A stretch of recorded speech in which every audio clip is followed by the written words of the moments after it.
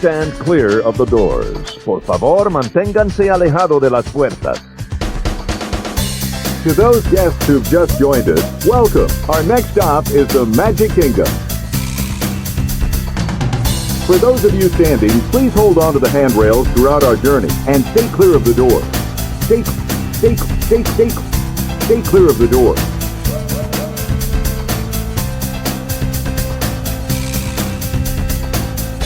Ladies and gentlemen, we are approaching our station at the entrance to Main Street, USA.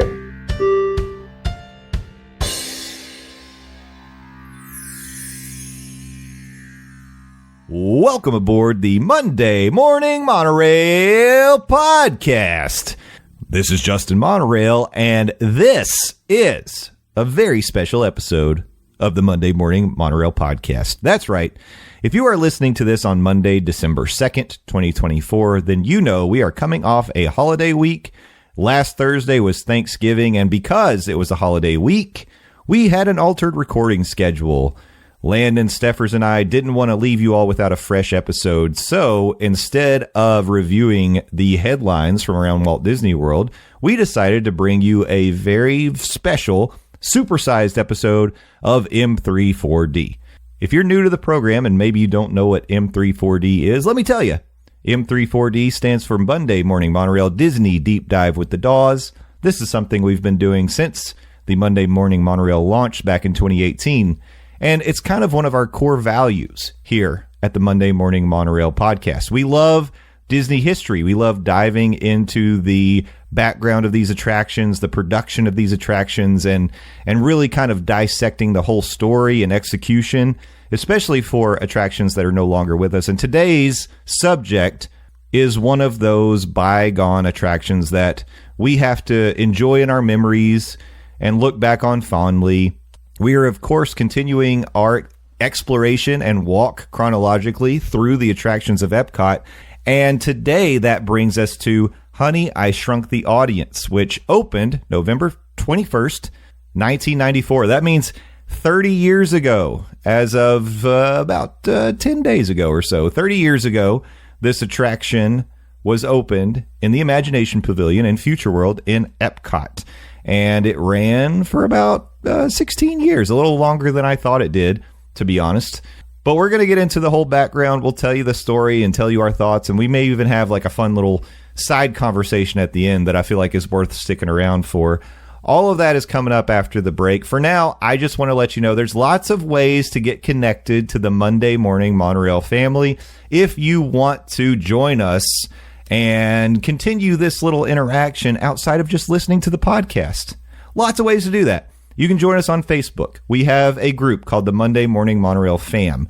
We also are on Blue Sky at Morning Monorail. We're on Instagram at Morning Monorail. We're on TikTok at Morning Monorail. You can check out our website, dismornings.com. That is your central hub for everything you need Monday Morning Monorail related. There's a blog. There's links to videos. We also have a form you can fill out. If you are planning a trip to Walt Disney World, Universal, or really anywhere else, a cruise, wherever it might be, you can fill out this form and either Stephers or our good friend Nate will be able to assist you in planning your next vacation. This is fantastic. It's a no-fee service. Disney and Universal actually pays Stephers and Nate for booking the vacation on your behalf, and they are going to help you maximize your discounts, make the best plans, get the best reservations, the best resorts, everything that you need, customized exactly how you want it to be. Give them a chance and they can help you out. That is at dismornings.com. And finally, we do have a Discord. You can join us on the Discord. There's a link in the Facebook group, but if you want to join us, you can send me a note, send on any of the social medias, anywhere you can send us a private message. If you want to join the Discord, let me know and I will send you a link. But whether you do any of that or you just like to hang out and listen, we appreciate you so much. We hope you had a fantastic Thanksgiving. We are thankful for you, Monday Morning Monorail family. You're amazing. We love you so much.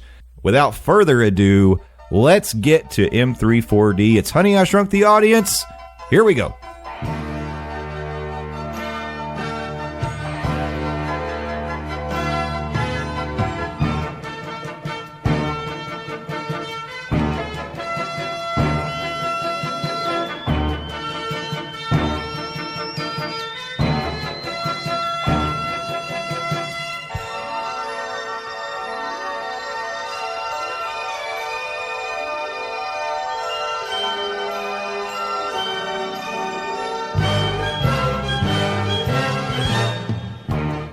Welcome back to the show. This is M34D, and joining me for this very special occasion are Landon the Doane and Stephers, and I am so excited to be talking about an attraction that for once we've all experienced.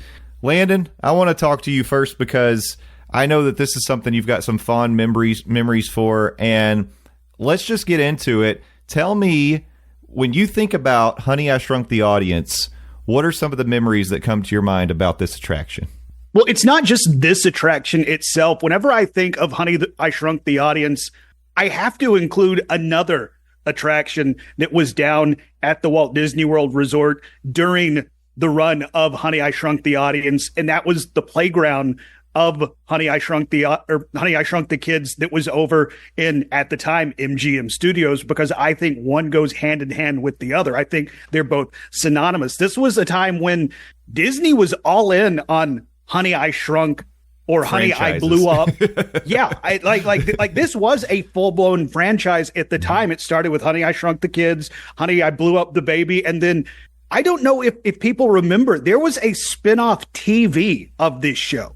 Mm-hmm. Like Disney went hard in the paint, so to speak, with this franchise. But whenever I think of Honey, I Shrunk the Audience, I remember it fondly. And apparently there was a repressed memory because in doing research for this episode, I completely forgot there were straight up terrifying parts of this show. There were. It's true. Yes. And apparently like it scared little Landon so much. It's like, we're just going to bury this one way the hell down. And in doing research, like, yep. Okay. Landon needs to go back to therapy for this one. But I was a big fan of Honey, I Shrunk the Audience. Oh yeah. Me too. Me too. I don't know why I doubled it up, but I did. Stephers, how about you? Do you have fond memories of Honey, I Shrunk the Audience? Did it also terrify you? Has it required therapy in your adulthood? Well, I have therapy for many other things in my life, so sure, let's attribute it to my childhood trauma of Honey, I Shrunk the Audience. Right, yeah. The funny part is, fun fact, if you didn't know, if you haven't listened to our Animal Kingdom firsts of the whatever majinker, A Bug's Life is like a movie that terrified me as a kid, right? Yes. Mostly because that grasshopper or hopper, whatever, his name is Hopper and he's a grasshopper. I'm like 95% positive. Anyway, movie terrified me as a kid, so I never, I never wanted to like witness that. And I attribute my level of fear for this show at the beginning to like A Bug's Life, and like not in the aggressive way, but in like the big, the big things. Like I have a fear of like insects and like slitheries and creepy crawlies. So it triggers me a little bit, but it was I don't know if anyone has listened to like past shows, but Terminator 2 at Universal was one of my like favorite things to do at Universal. And I attribute it to that kind of nostalgic vibe. Mm-hmm. Different, franchises obviously, but same concept. And I just remember like doing that with my dad. And that's one of my fondest memories that I can remember, like attractions that I've done with my dad. So yeah. Oh, man, we should do a whole other show on the Terminator 3D show. That was great. I love that show. That was so good. It was super. In fact, let's just talk about that instead of Honey, I Shrunk the Audience. Perfect. Yeah. We've talked enough about Honey, I Shrunk the Audience. On to Terminator 2. We acknowledged it existed. It was a thing. And now on to Terminator 2. No, I agree. Like, it's funny because there are a lot of overlaps in a lot of 3D shows. They were all sort of, especially 3D shows that came out around the same time, they were all using the same tricks. They were trying to incorporate the theater, like sort of coming alive and interacting with the film. Yep.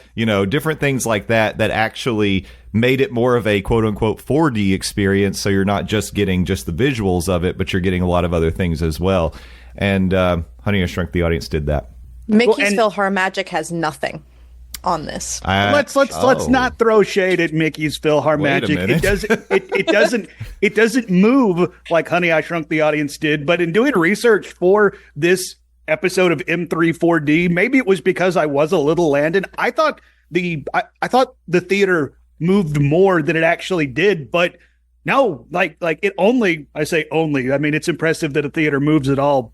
Only moved 4 inches. Yeah. Which I mean, like that's a whole, I guess, theater of the mind and kind of an illusion. Like you see it up on the screen and then they tilt it even just a little bit. It tricks you. Yeah. And which I think really added to making this attraction so dang cool back in the day. Absolutely. Yeah, I think, that's sort of a little trick maybe they learned from Star Tours, because Star Tours would have opened before this. And I always, when I'm riding Star Tours, I feel like that ride vehicle probably goes like vertical, or like it feels like it moves so much. I think it probably does move a lot, but when you're fully immersed, like you're in an enclosed environment like that, you've got the 3D glasses on, they're assaulting you with sounds and sights and smells. You don't have to really move that much for it to be effective. And so that's something that they did with this theater. Now, as we get into the deep dive, we got to take a little step back here, because the way we usually start out our Disney deep dives with the DAWs is sort of an overview of the attraction for those of you who maybe didn't get to experience it and really are unsure of what Honey, I Shrunk the Audience is. As you could have gleaned from our conversation so far, this was a 3D show, and it was located in Epcot in the Imagination Pavilion. Now you will find the Pixar Short Film Festival in the theater, which to me is a sad use of that theater because it just doesn't take advantage of that. I mean, it's nice. I like the Pixar short film, but it's kind of cute. It's a fun distraction. It's not like a whole immersive, exciting experience the way Captain EO or Honey, I Shrunk the Audience is.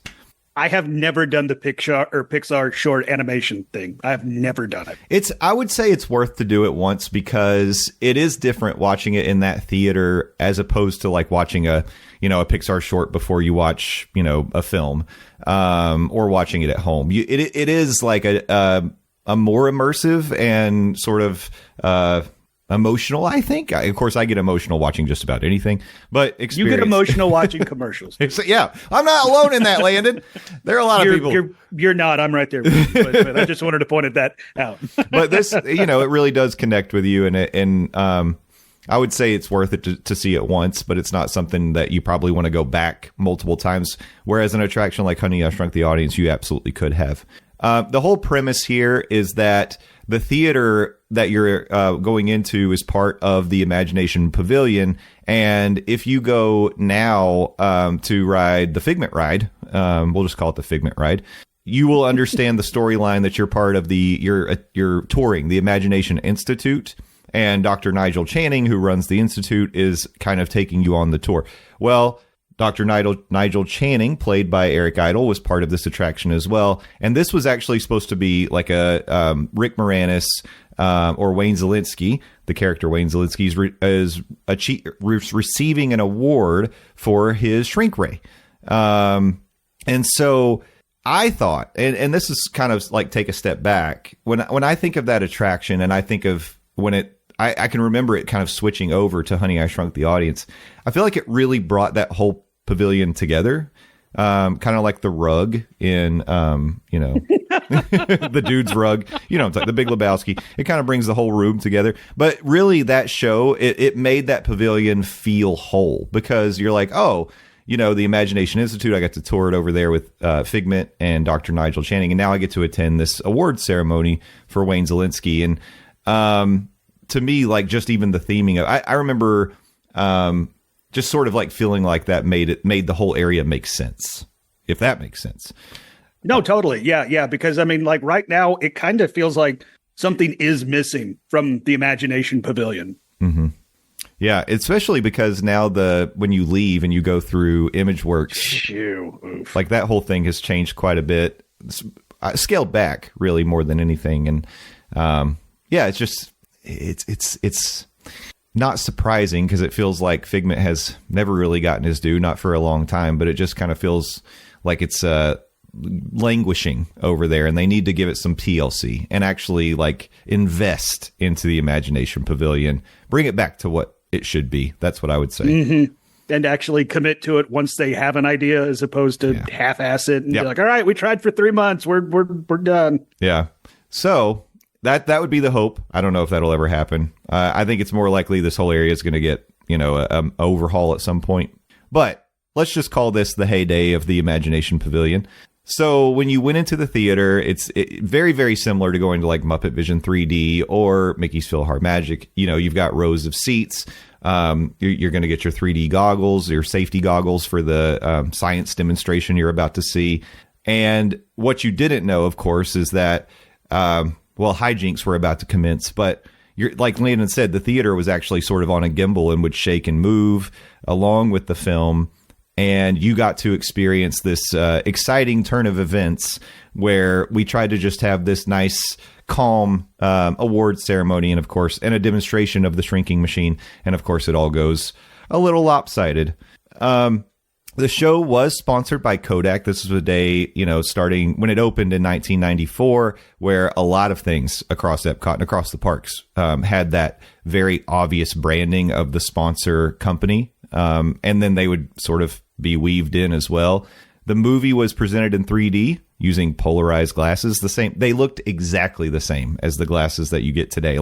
It's amazing to me that over the course of the last 30 years, 3D glasses at Disney really haven't changed. They're exactly the same. The platform that the theater was on was installed with vibrations to simulate loud and violent ground shakes. And then part of the pre-show, at least initially, was the song True Colors. And that was an advertisement for Kodak. And according to the notes that we have in Disneyland and Epcot, the song was sung by unknown artist. At Disneyland in Paris, it was sung by Cyndi Lauper. If you had told me if you had told me it was Cyndi Lauper at Disneyland at Epcot, I would have believed it. It's unknown artist. Who knows? There's no way of knowing this information, apparently. How did Disneyland Paris land Cyndi freaking Lauper, and then Epcot and Disneyland Resorts just like, it's just a couple ding dongs. Yeah, it's two people we grabbed in the studio. It's like, you can sing, neat, sing this. Yeah. Well, on the other hand, Cyndi Lauper. Right. Who knows? I don't know. Now, this show, we mentioned it opened November 21st, 1994. It actually ran until May 9th of 2010. So it had a pretty decent run of 16 years in the parks. Much longer run than I realized before doing some research for this app. Yeah, if you had told me that it closed early 2000, I would have believed you. I didn't know it made it to 2010. Because by the time this attraction closed, I think the popularity of Honey, I Shrunk / Blew Up, that franchise had pretty much long since sailed. Yeah. I wonder if that was partly because Rick Moranis retired from acting for so long, because I feel like if he had stayed active, they probably would have kept trying to make Honey, I Shrunk properties.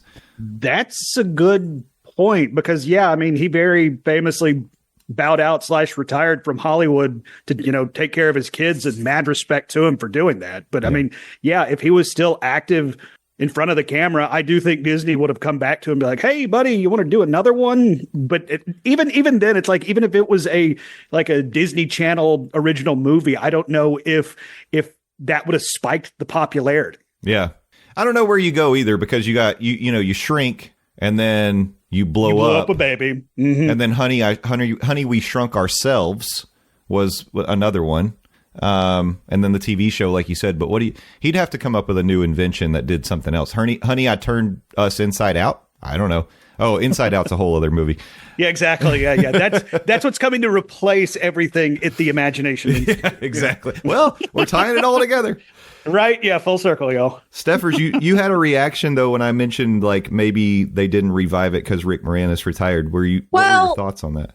Listen, I feel like if you're going to say that, there are other attractions in which you could say oh, this person's not active anymore. I think it played its role and it served its time. However, huge caveat here. The Replacement, which you haven't gotten to yet, I don't know. I saw The Replacement, and I would have rather kept Honey, I Shrunk the Audience. I think you could have. I don't really know exactly what kind of invention he would have had to come up with, but I definitely think you could have updated it at some point. I will say, though, to the Inside Out point that you just made, I do think, going back to our love of edutainment, I think there's a place at Epcot for an Inside Out emotion interactive listen, I miss interventions. So Like if there's like an emotional like learning interventions, like I think especially with the way that the world is going and how we are so like we're being more vocal about mental health, like I think that there could be a thing. There could you be already a thing. have meet and greets for Inside Out characters, like take the extra step. You know, your lights on the ground don't need to work. You can just make scenery. You know, you can have Continue shelves. the shots at the lights. It's never going to stop. But yeah, no, Get more comments, Stephers.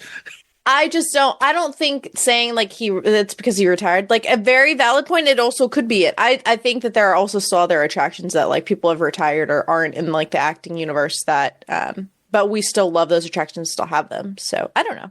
Yeah, anyway, no, that's listen, why I made a face. That's fine. And I just wanted to hear your opinion on it. And I appreciate your opinion because I value you, Stephers. So thank you for sharing. You too, Landon. You too. Even though you Thanks. hate pumpkin pie and cranberry sauce. That's all right. Hey, I'm correct. That's fine. Let's talk about the cast here. We're talking about Rick Moranis, and the reason that I talked about him so much is he really is the centerpiece of this franchise. I don't think you can't make a Honey I Shrunk or Blew Up or anything without Rick Moranis. So Well, they tried on that TV show. They got Rick Moranis from Temu.com. So. Exactly. And again, did not work. But Rick Moranis as Wayne Zelinsky, just like the movies. His wife Diane was played by Marcia Strassman, just like the movies. She reprised her role. Nick, who is Wayne and Diane's son, was played by Robert Oliveri, and also from the movies. They did a great job of carrying the cast over, which really kind of made it like brought the whole thing to life. Adam plays the toddler, the toddler Adam was played by Joshua Shalikar and Daniel Shalikar. And that happens a lot with babies in TV shows and movies. They're played by twins. But that was the same set of actors that played Adam in the movies. And then we've got Eric Idle as Dr. Nigel Channing, Catherine Lanasa as a reporter, and then Meadow Sisto, which is a sweet name, as Christy Smithers. Smithers. Yeah. So the crew, I wanted to talk about this for a second because I found some fun facts about this. It was directed by Randall Kleiser. Do you know what else Randall Kleiser directed in his career? The Yes. moon landing video. Oh. Well, in addition to that, what do you think, Stephers? You have a guess? No, I was going to just Google it and give you the answer, but I will let you have your moment in the sun. What? What else did Randall direct? Well, for one, Honey, I Blew Up the Kid. So, and that came out in 92, 2 years before this film. So he was involved in the Honey, I Shrunk the Kids franchise. A couple other notes. White Fang, if you ever saw that, was directed by Randall Kleiser. The Big Top Pee-wee, also. Oh, okay. All right. Flight of the Navigator, back in 1986. All right. Blue Lagoon in 1980. And then Grease in 1978. Like that grease? That Grease. Like that Grease. Wow. Okay. So this guy's got Dang. credentials. Randall has chops, and Yeah. here he is directing an attraction video in Epcot. That okay, But also, again, that connection he had with the- ties to the franchise. Yeah, So bringing the Okay. franchise over. that's pretty cool. And also, this was written by both Bill Prodi and Steven Spielberg. Wait, no, hold on. Steve Spiegel. Yeah, my notes were upside down. Well, and let's just talk about Bill Prodi for a second, or Prodi. He has some credits to his name as well. He didn't just show up and write Honey, I Shrunk the Audience. If you go back a little bit before that, you could also give him credit for writing Muppet Vision 3D, by the way. Okay. Yeah, Muppet Madness. He was a writer for Fraggle Rock. You Can't Do That on Television, which was a classic thing that I What? loved as a kid. He wrote one episode of Married with Children, but most importantly, and this is the thing that people probably know him for today, he wrote The Big Bang, 280 episodes of The Big Bang Theory. Yeah, both of you in stunned silence. Pretty It cool. all started with a big bang. That's right. Yeah. Or, Bazinga. you know, exactly. Period. Okay, and one more call out that I want to do from the production team was Dean Cundy. Are you all familiar with Dean Cundy? Giving you Am a I second. supposed to Don't be? Google it. Don't Google it, Stephers. I'm not, but I'm listen. Stephers. Wow, I'm feeling exposed, but the answer is you no. Okay, so for Honey, I Shrunk the Audience, he's a director of photography. And let me give you a little hint about some other things that he worked on as a cinematographer. You would see this franchise represented in multiple Universal Studios parks. A lot of people give it love. Jurassic Park. Yes, soaring soundtrack. It's Jurassic Park. He was a cinematographer. You said franchise. That was the only reason why I knew that, because you said franchise. Seen it in the parks. Yeah. I was going to go Minions. Well, I don't think he was involved in Minions, but You don't know that. I don't know it. I can't deny it. But I also want to give him credit because I know him as the cinematographer as one of my favorite horror franchises of all times. And that is, of course, Halloween, Halloween 2, Halloween 3, Season of the Witch. Yep. He was the cinematographer, director of photography for those films.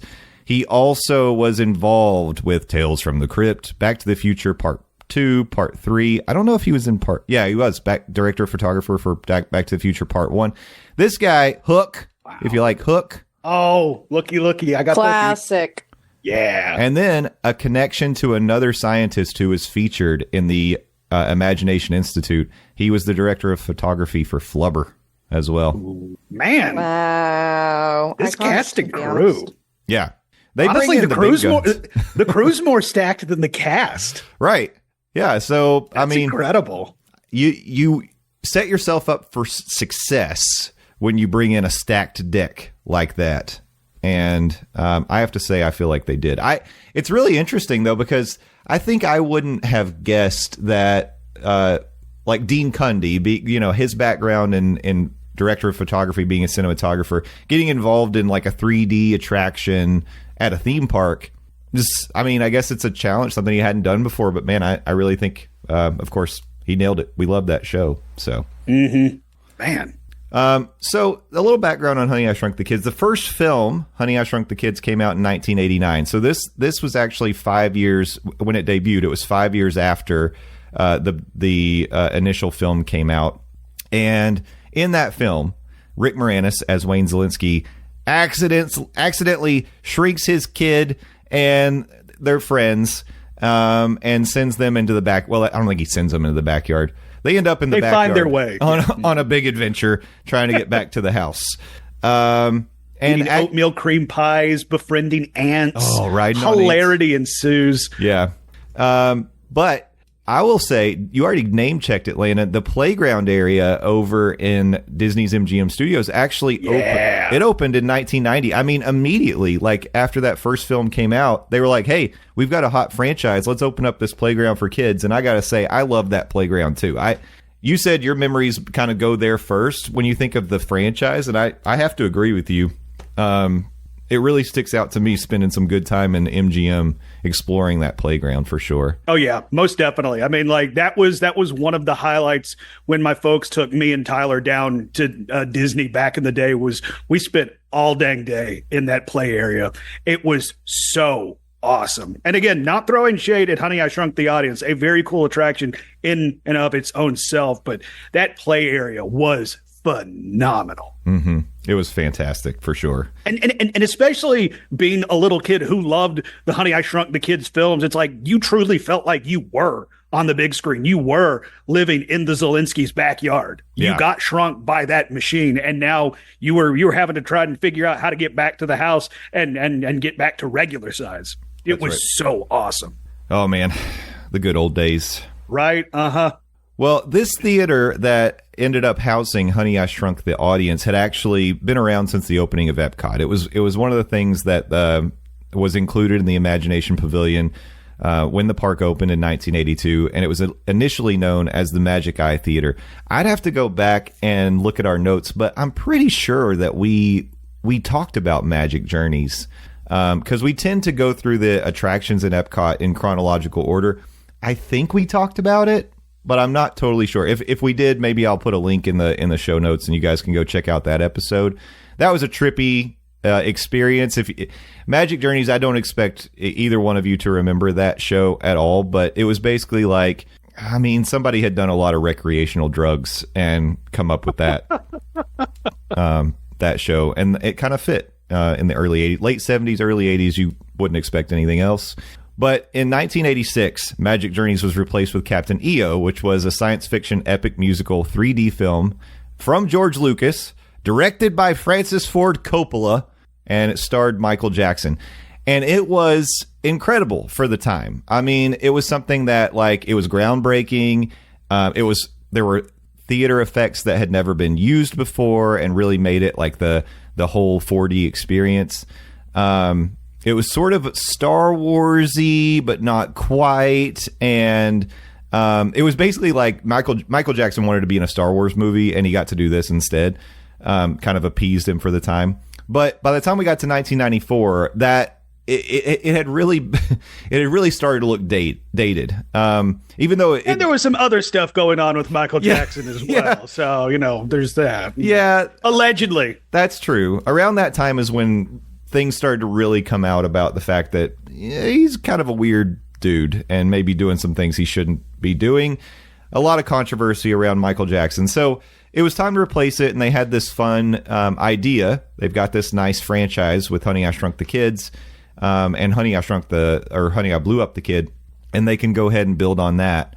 So just 4 months after the closure of Captain EO, in November 21st, 1994, Honey, I Shrunk the Audience opened.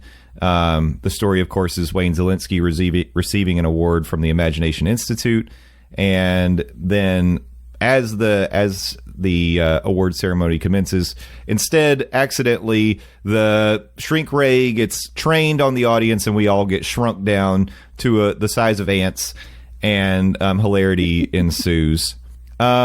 Are there any parts of the show, we kind of did it at the overview, but were there any parts of the show you guys specifically wanted to talk about that either through your rewatch or just through memory that really stood out to you as moments that have stuck with you over time? Stephers, you got anything? The little woofer. I always love a woofer. So yeah. There's traumatic things that I could highlight, but I don't want to highlight them. Just know it has to do with the slithery, and I'm not a fan. Yeah. However, the woofer, super fan. Also, I don't know what it is. I mean, I was super young at the time, but this was still around when I went to high school, and I guess I didn't realize, like, going back to what you said about how if you told me that it closed like beginning of 2000s, I'd be like, oh yeah, okay, that makes sense. Yeah. But I don't like, I blanked out on the first, maybe first third of this attraction, and I really only remember the shrinkage and the chaos that ensued, not like the setup to it. When I went to rewatch it, I was like, oh my gosh, I didn't realize half the people were in it. And I was like, oh, what a throwback. And then it all started coming back to me. But the woofer is the memorable part. Yeah. The woofer, the big giant doggy. Woof, woof. Yeah, it's featured in a lot of the promotional materials. You see the dog like sticking his face out of the screen and trying to lick the audience. So that's a fun part of it. Landon, what about you? What stood out to you? Stephers kind of teased it, the traumatic part. She didn't want to talk about it. I will talk about it. And I teased it at the top. I had repressed that memory of the snake. Yeah. Disney, what the hell? That was terrifying back in the day, and even just rewatching it on a YouTube video, still pretty messed up, especially in the 3D effect. I don't know what Disney has wanting to terrorize and traumatize their guests, but I mean, they're into it because Stephers name-checked the Bug's Life story, and that's also a terrifying, in some instances, show due to creepy crawly side effects. But I mean, like, that is now all I can associate when it comes to that show is the snake effect. Yeah. Just oof. Well, for me, I'll tell you the thing that sticks out the most to me is that through the course of the unfortunate events that happened during this show, mice a single mouse gets turned into like 1,000 mice, and they go running through the audience. That's right, the effect on your legs. And there was like, I don't know if they had, to me, this is what I pictured, and I don't know how it technically worked, but I pictured there must have been like a tube under the seat, and they would shoot compressed air through it, and the tube would like wiggle around and hit your legs. But I think it may have just been an air effect, but it definitely felt like it was sort of swirling around, like you were feeling the tails of the mice. I hated that. But as much as I love this show, that part, I would lift my legs up. I hated it. I did not want to feel the mice running on my legs. I mean, nowadays I think it would be funny, but I hated it as a kid. But yeah, the whole reason that this snake gets introduced is because for some reason, who knows why, but Nick, I think it was, is walking around on stage with a snake around his neck named Gigabyte because he didn't want to leave it in the van. And so in order to scare the mice away, Nick decides to use Wayne Zelinsky's hollow pet generator, which first takes the form of a cat, then into a lion, and by accidentally giving the machine too much power in the audience faces. And while the demonstration goes away, Wayne manages to use the shrinking machine to turn himself back into normal size. But like the snake, of course, gets loose during all of these antics and ends up like slithering and hissing in your face. I like the part. I remember this pretty well. Like when you get picked up and carried around by the little toddler. Oh yeah. Mm-hmm. I enjoyed that part quite a bit. That felt pretty real. And again, aided by the fact that the theater was on a little bit of a gimbal, so it would move just a little bit. But yeah, like, man, so many good gags in this show. And, of course, at the end of the day, we all make it back just fine, even if we got a little bit wet, from a sneeze from the big woofer Quark. Or you get wet because you peed yourself because a snake was in your face. Yeah. Mm-hmm. I mean, that part did not scare me nearly as much as the mice running around on the legs. I hated it. Oh, it was too much. Too much for me. I would say I don't fully remember that part, but I do know that Disney has a habit of creating these attractions. Does anyone else remember Alien, whatever? Oh, Alien, extraterrestrial. Terroria.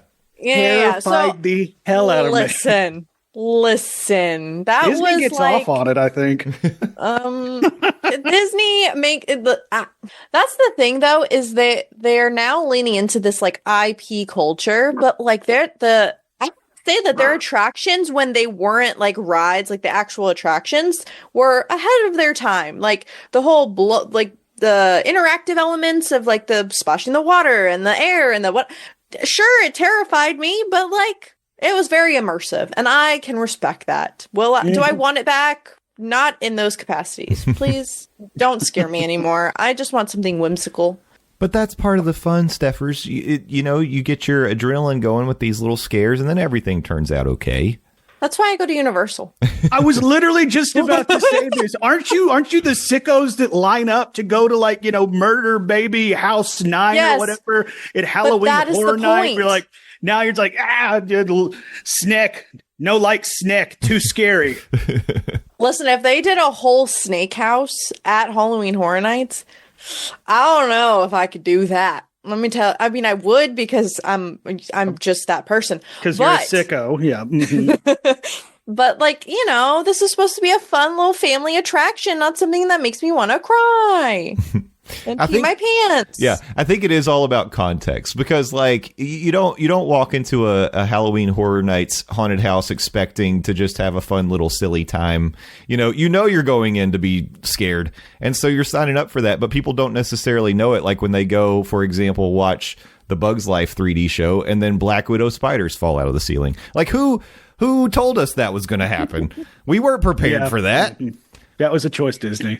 Technically, you told me that happened, and I was mentally prepared. Yeah, I gave you the heads up, Stephers. I shouldn't have done it, but what? Wrong part. Betrayal. That's fine. But he wanted me to film it. That's why. Yeah, we were trying to make a TikTok. Correct. Oh, for the content. For the content.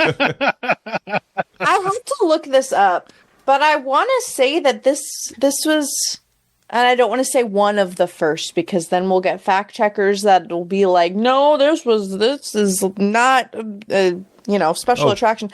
That's fine. Who cares about that? Just say it. Well, I just feel like this is like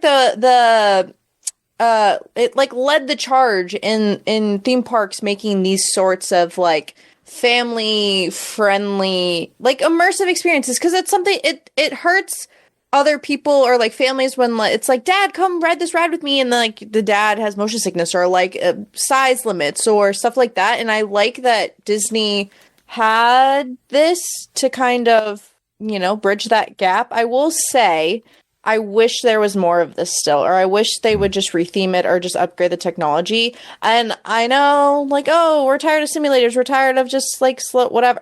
Listen, love me some edutainment, but the water thing for Moana could have easily been like a ride or like an attraction like that. You know what I mean? Like if you're going to put the IPs in it, just make something that's not just walking through a water thing. Like make it like a show, make it like she could do like a whole take, especially no spoilers because this was in the trailer, but like she has a sister now. So like why couldn't they? What? I didn't know that. My spoiler alert. I didn't either. Thanks, goodness. Stephers. Well, I'm not going to go see Moana 2 now. Thanks. I hate it here. They could easily do like a spin-off thing. Like its own story for the attraction. Then it would be its own special exclusive thing. And then you get your IP, or like a Luca attraction. Make a Luca attraction. Say less. Cool. That would be cool. Yeah. Luca was awesome. Yeah, I will say, like, I get what you're saying, Stephers, and I agree with what you're saying. I also am on the side of, like, I do like having a lot of varied experiences in the theme parks. I don't want everything to be a show or a ride. Like, it's nice to have some things to walk through and interact with. So I don't mind that, although I guess they didn't have to use the Moana IP for that attraction. It could have been like a Journey of Water, just educational kind of thing in World Nature, because that would make sense. And then they could have used Moana for something else, which they probably will. You say that though, but if they didn't use Moana, there would be people like, "Well, why didn't you use Moana? She can water bend. This would have been perfect for her." I guess they could have like incorporated all kinds of like various characters that interact with water. That's what I'm. They could have made it like a whole water bending hodgepodge of excellence. Yeah. Period. But we're going to get Moana in the animation courtyard. We know it. It's going to happen. That's going to be the water courtyard. We'll have the Little Mermaid show. We'll have a Moana attraction in the back. They're going to have to, maybe Luca makes an appearance over there eventually. But well, if you remember on a previous episode of the Monday Morning Monorail podcast, we talked about the rumors that they were developing some sort of ride vehicle that did look like Moana's boat in concept. So yeah, I don't think it should go there, but it could. Disney seems to be okay with hodgepodging things these days. You know what? I wanted to mention something. Here's a side note as well, because I feel like it applies to this conversation.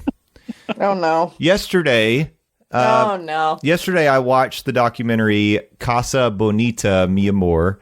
And if you don't know what that story is, Casa Bonita is this very immersive Mexican restaurant in Denver, Colorado that opened in, I think, the late 70s, and it eventually went into disrepair. It closed down during COVID, and then it was purchased by Trey Parker and Matt Stone because they had... Literally just about to say made famous in an episode of South Park. Well, it was back in like 2004, they put it in an episode of South Park. But they love that place. Like Trey Parker, when you watch him initially talk about that place, you feel the love and nostalgia he had for that restaurant. And this is why they bought it. Now, this is a bit of a spoiler. I won't go into detail, but I'll just say it became a huge mess after they bought it. I really recommend this documentary, especially for people who are fans of theme parks and the theme park history, because you can tie a lot of their story into watching the parks evolve over time. And how we went from Walt's original vision of Disneyland to where we are now. Because what I felt myself experiencing watching this was they came to a crossroads during one point of the documentary where essentially they were like, oh my God, we bought this place, but now we had no idea the money pit it was going to be to get it up and running again. Not just to get it running again, but then we don't want to half-ass it. We want to do it the way that we remember it. We want to make it a magical experience for everybody, but that's way outside the budget. So they had to decide, do we do something stupid and just spend all the money that we need to in order to do it right?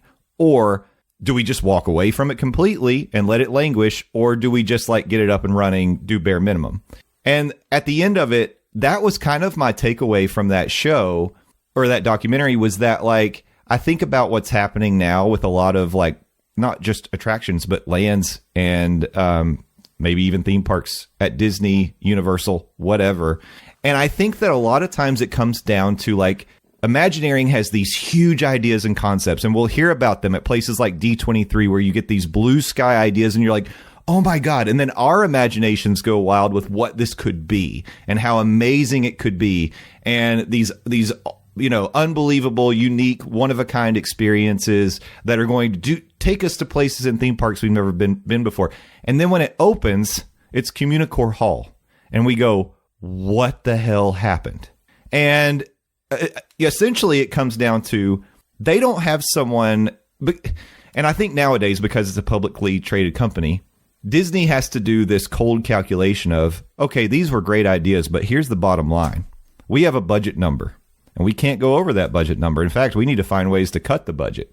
Instead of someone back there that's willing to, like, you know, I think of Walt and Roy, when if you go back and watch some of those Imagineering stories, Walt's like, Roy's the number guy. He's going to be mad. We're doing it anyway. I want to do it my way. I want to do it right. I don't care what kind of money we're spending. And that's why we got Disneyland. And that's why everything has happened since then, because it was done the right way. And now those of us who have that love and that nostalgia and have that Disney like core in our DNA, we see these things that come to fruition that are like not exactly what was promised, or, you know, just somewhat disappointing in one way or another. And we're like, what happened? You know, and it's because people are now making decisions mostly on the financials. Sorry, that was a long sidetrack, but do you get what I'm saying here? No, totally. Yeah. And I will definitely check out that documentary, because I can definitely see, especially when you give the three options of, do we walk away? Do we sink a crazy amount of money into it to make it the vision of what we remember and what we want it to be? Or do we do the bare minimum to just get it limping along? That totally one-to-one translates to what we see in theme parks. Yeah. And here's my hope, to put a bow on that discussion. My hope is that when we walk into Epic Universe, that thought doesn't even cross our mind and we think, holy crap, to quote Jurassic Park, they spared no expense. And I feel like everything we're seeing, that's what it feels like, right? But I know there's going to be some areas that maybe don't turn out that way. How did we start talking about this? We're talking about Honey, I Shrunk the Audience. But I do recommend Casa Bonita, Mia Moore. Check it out. I don't know what it's streaming on. It might be on Prime. Literally just took the words out of my mouth. Okay, I will Google that after we get done. Yeah. Yeah. Go, for those of you who never watched Honey, I Shrunk the Audience, go watch that and then go watch Casa Bonita. It's 88 minutes. It goes down easy. It's really good. But it's something I think that we should keep in mind. And it's something that I just wonder, especially now, right? Okay. So we're talking about a time in Disney history where they're trying to find the successor to Bob Iger. Is that person going to be Bob Chapek? I mean, not literally Bob Chapek, but more like Bob Chapek, who I think Bob Chapek is a guy who's looking at the bottom line. Or is it going to be someone more like Michael Eisner, who's like, I want to go buy properties, I want to build parks, I want to build hotels. You know what I'm saying? I want to acquire, I want to expand, I want to spend money. Or will it be somebody who like is more a little bit more like Walt, who does the crazy thing, makes all the bean counters mad, and is like, you know what? We're investing because eventually it's going to pay off with hundreds of years of parks down the line that people keep coming back to, because we're making experiences you can't get anywhere else that blow people's minds. It doesn't make sense on paper to do that, but you do it because you have a passion for it. I really have a soapbox about this. Wow. I didn't even realize. I like it. Getting fired up. Who knew Honey, I Shrunk the Audience was going to go in this direction? See, for me, it triggered some repressed trauma. For you, it's triggering some feelings. Yeah. Well, yeah, it is. I mean, because I think we're all in the same boat. Like, Stephers, if it were up to you and you were suddenly like a Universal engineer, right? And they were like, hey, we need to do like a refurb of E.T. Adventure. And you were in charge of that. Like, you would go so big. You're like, don't even give me a budget number. Like, I'm doing everything I possibly can to make this as amazing and wonderful as it's always been. And I want kids to keep riding this thing forever. But that's just like not reality anymore, you know? Well, that's the thing about that. That's the thing about these companies. So, yes, if it were the ET Adventure, your girl would go ham. That is my favorite ride. I know realistically that contract is not going anywhere anytime in the foreseeable future, period. We'll cross that bridge when we need to cross that bridge. But, like, it's not going anywhere. But if you take something like Marvel Superhero Island, I think that's what it's called. Whatever. If you take the superhero area of Islands of Adventure and you see Disney's Marvel situate, like, when you take something like that, then you're like, okay, well, now are we transitioning these superheroes out so that Disney can fully do what they're gonna do?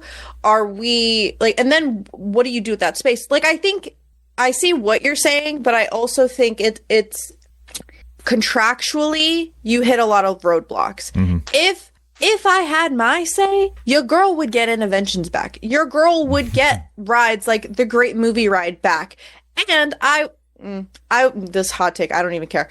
I would update these rides, and I've said it in the past, like, I don't know how many episodes of Monday Morning Monorail, but I would update Spaceship Earth so that it keeps up with the times. I know that, like, in your head, it doesn't make sense to update it that often, but if you were to immerse, I like rides that have me thinking about like the future and the possibilities and like what life could look like.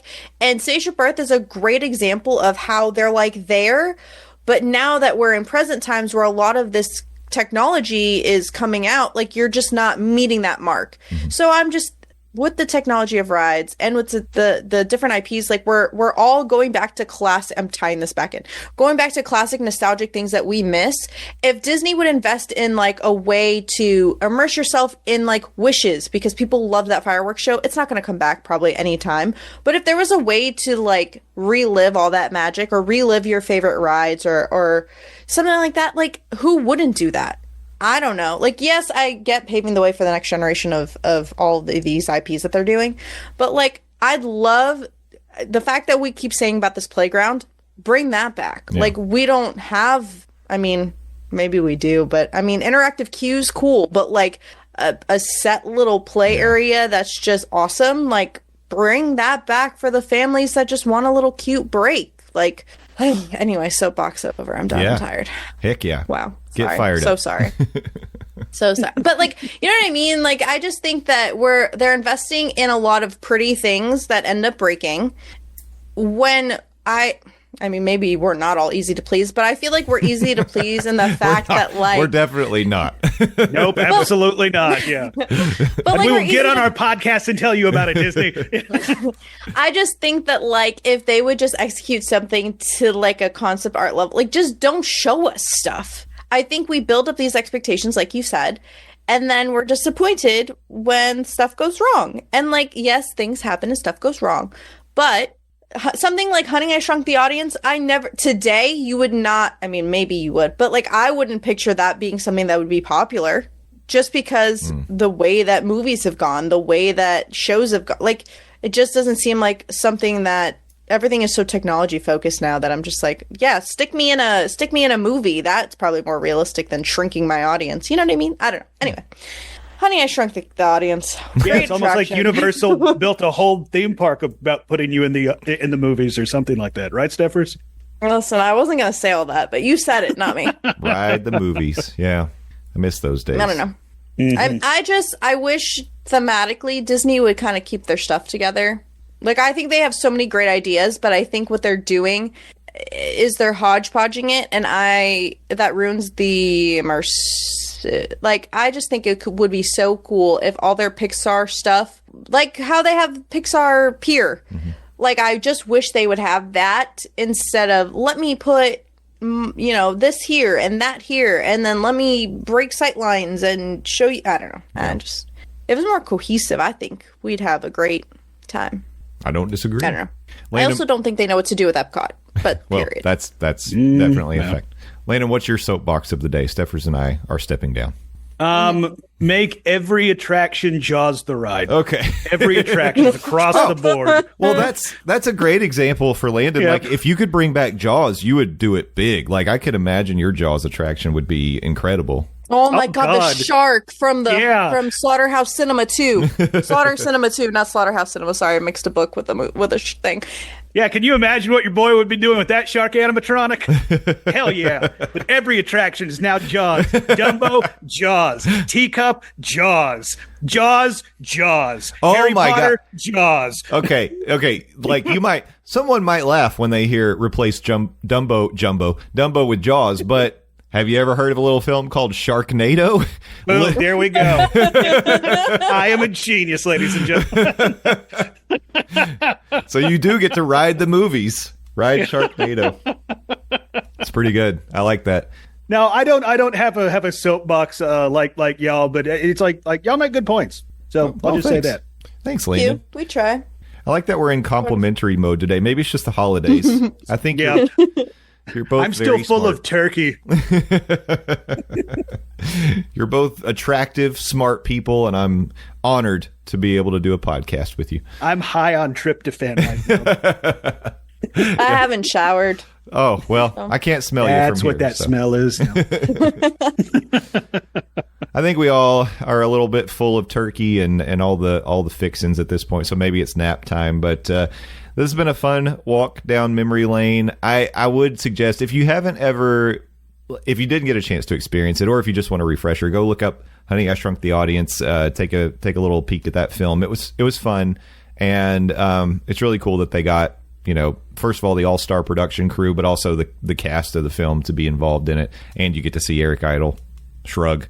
But it's all good. I don't think I realized that's where that character originated from. Was from Honey, I Shrunk the Audience.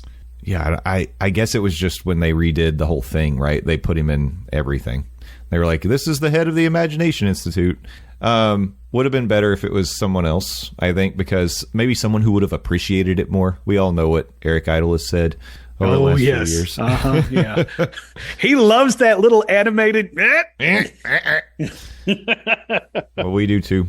And we love all of you. Thanks for joining us on this episode of M34D. We'll be back next week with a actual proper episode of the Monday Morning Monorail podcast. Thank you, Landon. Thank you, Stephers. Thank you, our Monorail family, for joining us today. And have a great week. We'll talk to you in December. Bye-bye.